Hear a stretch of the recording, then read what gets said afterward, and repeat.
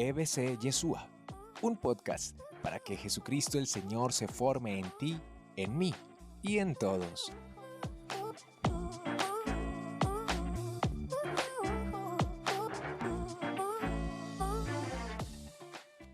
¿Y qué es el reino de los cielos? Un tesoro, ¿vale? Pero ahí ya te me fuiste a la parábola. Antes de ir a la parábola, esa es una parábola muy bella, el reino de los cielos se parece a un tesoro escondido en la tierra. Pero antes de ir a las parábolas, que si ustedes se fijan son la parábola del sembrador, la parábola de la buena y la mala semilla, la parábola de la semillita de mostaza, la parábola del puñado de levadura, la parábola del tesoro escondido, la parábola del comerciante en perlas finas, la parábola de la red y la ñapa, que es la imagen final. Y la imagen final es la clave de interpretación de las parábolas. Ese reino de los cielos del que habla el sembrador, la buena y la mala semilla, la semillita de mostaza, el puñado de levadura, el tesoro, el comerciante de perlas, la red. Ese reino de los cielos, ¿qué es? Dios mismo, perfecto, exacto. A ver, muchachos, para poder disfrutar las parábolas de Jesús, primero que todo una cosita. El Evangelio de Mateo tiene una característica muy bonita que es propia de Mateo, y es que el Evangelio de Mateo tiene discursos de Jesús. Y eso es muy típico, es muy propio de Mateo.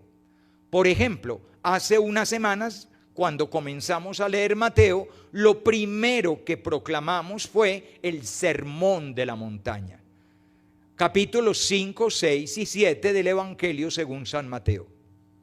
Obviamente, yendo a misa todos los días, fueron varios días, porque para la liturgia, pues se va cortando por aquí, por acá, por acá. Por ejemplo, un día se leen las bienaventuranzas, al día siguiente ustedes son la luz del mundo, la sal de la tierra, al día siguiente no he venido a cumplir la ley hasta la última tilde, y así progresivamente hasta que terminamos de leer todo el Sermón de la Montaña.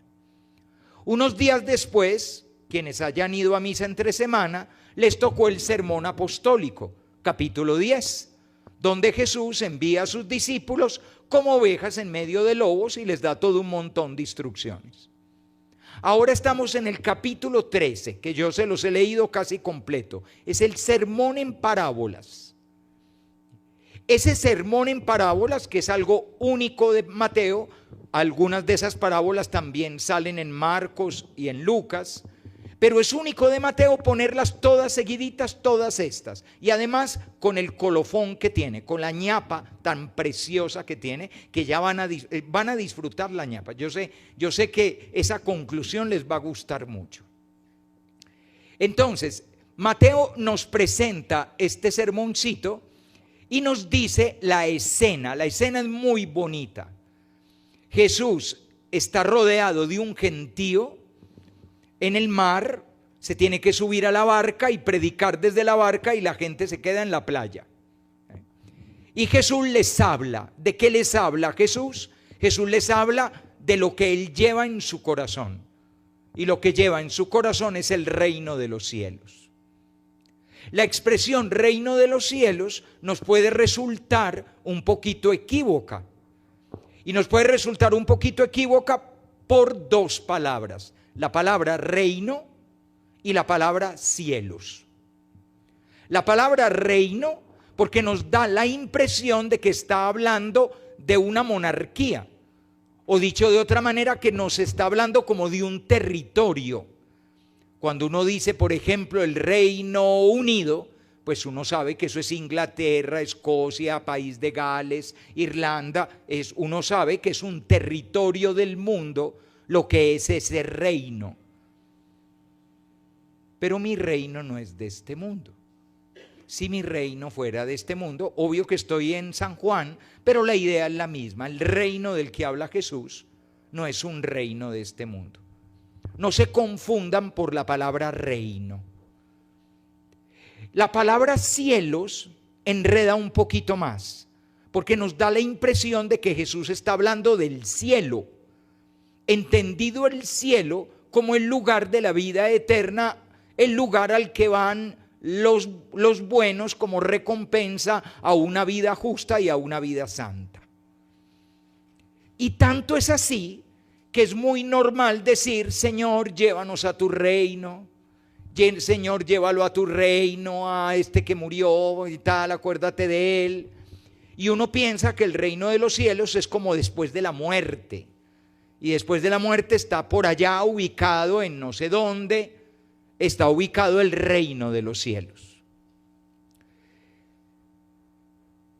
Mateo no utiliza la expresión reino de Dios, que van a utilizar Marcos y Lucas, y hace como un eufemismo, como una vueltecita, y dice más bien reino de los cielos. Parece ser que la razón de eso es que el Evangelio de Mateo está destinado preferentemente a cristianos procedentes del judaísmo, y que por lo tanto no se menciona por respeto el nombre de Dios, y por eso utiliza el circunloquio reino de los cielos para no decir reino de Dios, por el respeto a la palabra Dios. Parece ser que esa sería la razón.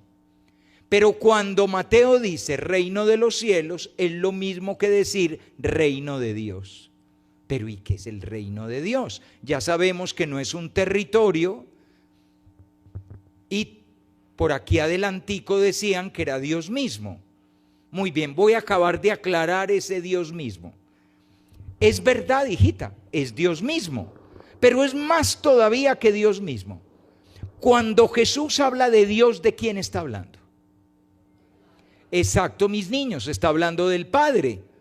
Por lo tanto, ¿de qué hablan las parábolas? Del Padre. ¿Y qué es lo que Jesús anuncia desde la barca? Al Padre, su misericordia. El amor de Dios, su misericordia, es el reino de Dios, es el reino de los cielos. Devolvámonos un poquito. Ustedes están acostumbrados a escuchar estas parábolas con la introducción: el reino de los cielos se parece a. Cambiemos el comienzo. Ya que nos hemos aclarado de quién está hablando Jesús, entonces cambiemos el comienzo. Y a ver cómo les suena. Se los voy a poner así bien clarito. Aquel día salió Jesús de casa y se sentó junto al mar. Acudió tanta gente que subió a sentarse en una barca. La gente toda se quedó en la playa. Les habló de muchas cosas, les habló en parábolas. Dios, su Padre misericordioso, se parece a un sembrador que salió a sembrar. Dios, su Padre misericordioso, se parece a un hombre que sembró buena semilla en el campo, y mientras todos estaban dormidos, el enemigo sembró cizaña. Dios, su Padre misericordioso, se parece a un granito de mostaza que un hombre sembró en su campo. Dios, su Padre, se parece a un puñado de levadura que una mujer mete en 25 libras de harina. Dios, su Padre, se parece a un tesoro escondido en el campo. Dios, su Padre, se parece a un comerciante en perlas finas. Dios, su Padre, se parece a una red que echan al mar. Con esa manera de empezar las parábolas, ¿no les suena un poquito distinto? Arranquen una por una. Miren la primera como es de bonita. Yo sé que a ver, hagamos una pausa. Listo, ponemos la pausa. Ustedes me van a decir, muchachos, Juan Jaime, pero es que después Jesús aclara la parábola del sembrador y dice que tiene que ver con la manera como escuchamos el anuncio. Sí, aceptado. Esa explicación de la parábola es una explicación de la época apostólica. ¿Qué quiere decir eso? En la época apostólica, cuando se está anunciando el evangelio, toman la parábola del sembrador y dicen, vea, la parábola del sembrador hace referencia al lugar donde cae Dios. Y Dios puede caer en el camino, puede caer entre piedras, puede caer entre espinas o puede caer en tierra buena. Todo depende de cómo tú lo escuches. Y es bellísima la explicación, hermosísima. Además, ¿qué es lo que quiere decir? Pero en principio la parábola del sembrador es todavía más sencilla, por decirlo así, si nos quedamos solo con la parábola, sin la explicación.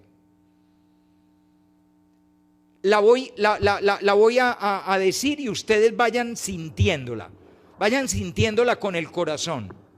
Dios, su Padre, se parece a un sembrador que salió a sembrar. Sembró en el camino. Vinieron los pájaros del cielo y se la comieron. Sembró en terreno rocoso. Inmediatamente brotó, pero como no tenía raíces, salió el sol y se secó. Sembró entre espinas, crecieron las espinas y la ahogaron. Creció en tierra buena y dio fruto. El 100, el 60, el 30. El que tenga oídos para oír, que oiga. Una clave para interpretar parábolas. Las parábolas suelen tener un elemento desconcertante, algo que no encaja del todo en la lógica y que uno dice, ¿qué? ¿Aquí qué pasó? ¿Qué le resulta raro de la parábola del sembrador? Piénsenlo bien. Yo sé que estamos acostumbrados, llevamos 2000 años leyéndola y entonces, no tanto, pero bueno, llevamos un montón de años leyéndola, desde que somos niños estamos acostumbrados a la parábola del sembrador y creemos que es normal. No, la parábola no es normal. Es como lo de, a ver, ¿quién de ustedes si tiene 100 ovejas deja 99 abandonadas para ir a buscar a una descarriada? ¿Ven que eso no es normal? Eso solo lo hace Dios. Lo mismo, ¿cuál es la cosa rara de la parábola del sembrador? Claro, ¿a quién se le ocurre sembrar en un camino? Díganme ustedes, ¿a qué agricultor culto, es decir, culto en cuanto a agricultor, se le ocurre en el camino por donde pasan carretas, caballos, mulas, burros y gente? ¿A quién se le ocurre tirar ahí semilla? Exacto, la pisa la gente y vienen los pájaros del cielo y se la comen porque queda siempre superficial, porque es tierra apisada, apisonada. ¿A quién se le ocurre sembrar entre rocas? Todo lo contrario, si vamos a sembrar, lo primero que hacemos es preparar la tierra y quitamos las rocas y quitamos las espinas. Y metemos la yunta y ponemos tierra negra de una vez. El agricultor va a la fija. Y en cambio Dios tu Padre siembra en el camino, siembra entre rocas, siembra entre espinas y también en tierra buena. ¿Por qué?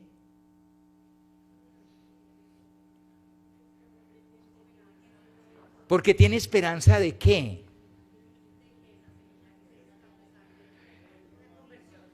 ¿Y cuál es la semilla? La semilla es Él, la semilla es su amor.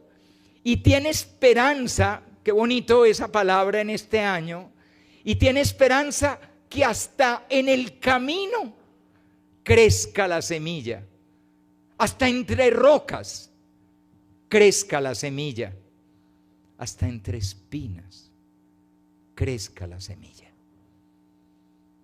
Los fariseos solo echaban semilla en la tierra buena, los puros y justos.